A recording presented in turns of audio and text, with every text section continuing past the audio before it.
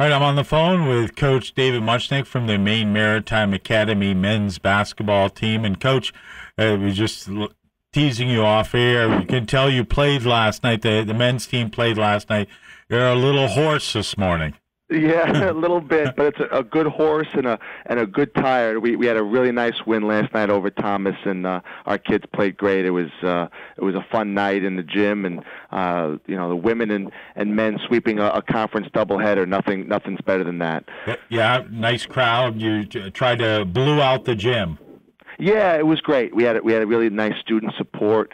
We had a bunch of football guys and women's lacrosse players, and the women's basketball team stayed around after their win last night and stayed and supported our guys. So it was a really nice thing when you have a small campus community and only 1,000 students here. So it's a nice thing when we all support each other. A nice victory last night, 74-64 over Thomas to even up the record. But more importantly, you go 1-0 to start the season in the NAC conference. Yeah, we got off to a good start, and our first home game, nice to defend our home gym, and Thomas is a very good team, very solidly coached by Jeff Hensley, probably my closest friend in the conference. We speak quite a bit over the course of the year, and he does a great job with his guys, and they came ready to play, and our guys, thankfully we came out to play as well, and we led wire to wire. They had, I think they tied the game once at 10-10, and the rest of the game we led straight throughout, and it was a quality effort for 40 minutes that is indicative of what Maine Maritime basketball has become now, and we played 40 minutes of our style of basketball and forced Thomas to kind of react to us, and it worked out for us. But I can't speak highly enough of our guys from 1 to 12. We had Brendan Newcomb at 31 points, and obviously he was the guy that everybody's talking about this morning. But from Tyler Thayer and Zach Radcliffe and Tyler Gilson played really well in the post, and we got contributions from everybody off the bench.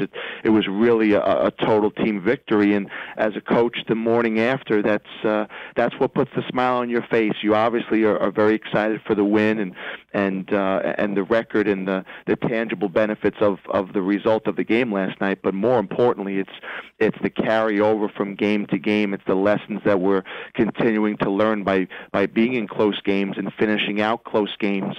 And the conference, it's even tougher because everybody knows everybody, and scouting is of paramount importance. And you're not going to surprise anybody doing what you do. So you have to execute at a certain high level, and we did that last night, and it was great to see.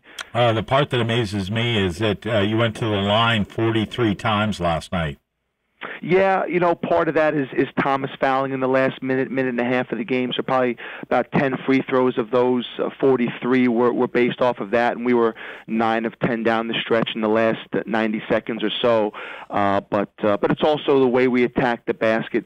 We were very aggressive in what we were trying to do offensively, and with the new rules now in men's college basketball with the hand-checking fouls, the referees are calling it a little bit tighter. But when you have a guy that was as closely guarded as Brendan Newcomb was last night, and he went to the free throw line 19 times, and I know they weren't trying to foul him in the last 90 seconds of the game, but he did a great job of creating contact and taking what the defense gave him. I mean, they were really face guarding him the entire game, and for good reason too. I mean, he's had a career high in all 4 of our games this year, and he's been shooting the ball really well and playing with a supreme level of confidence, and so they played him tighter, and he took what the defense gave him. He didn't try to force up any shots. He didn't try to press the issue too much. He did what he could do in what the defense was giving him, and he got to the free throw line 19 times, and he made 17.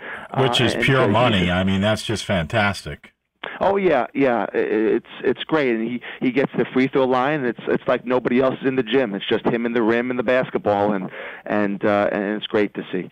Well, to be able to ice those many points and to have that ice water going through your veins while you're shooting, because I mean, yes, it's all repetition, but when you're running up and down the court, then you've got to settle down. You've got to all of a sudden breathe calmly and and stroke your shot. I mean, you're going from 100 to 0 and still trying to make those shots. No question. And one of the quotes we use with our guys a lot is that confidence comes from demonstrated ability, and when you have guys like Brendan Newcomb and Zach Radcliffe and Dylan Price and all these guys that are in our gym all the time, and they're getting shots up in the mornings, in the afternoons, in between classes, in addition to everything that we do in the practice time in the afternoon. I mean, the guys are buying in. The guys are realizing what it takes to be successful, and they're willing to put in the work. They're willing to put in the effort, and they're doing it with a smile on their face, Chris. And as a coach, that's all you can ask for. And when we keep getting better game to game, as we are, that's what it's about. And we shared it with you a couple weeks ago after the USM game. We knew that wasn't us. We knew that was an aberration. But at the same time, we had to make a point that can never be us again. And our guys, to their credit, the last 3 games, down in New York, for the 2 that we played very, very well. And we had the good win over Maine Maritime, and then we were right there with an excellent team at Kings Point. And then we come back to our home gym and we take care of business in the first game in the conference. We're on a nice pace right now, but we still have another couple levels to get to, a little bit more improvement to still do, and that as a coach is the other thing that makes you very optimistic and very positive over what we can accomplish this year. Is that we had a really nice win, we played really well, we executed our game plan, exactly what we wanted to do, and we still have another level or 2 higher to get to, and that as a coach, you know that you're on the path to good things as long as you keep moving forward. You got a huge game Saturday at Husson against Warren Caruso and the Husson Eagles at 3:00, and obviously a big NAC conference game, and that's a big rival game.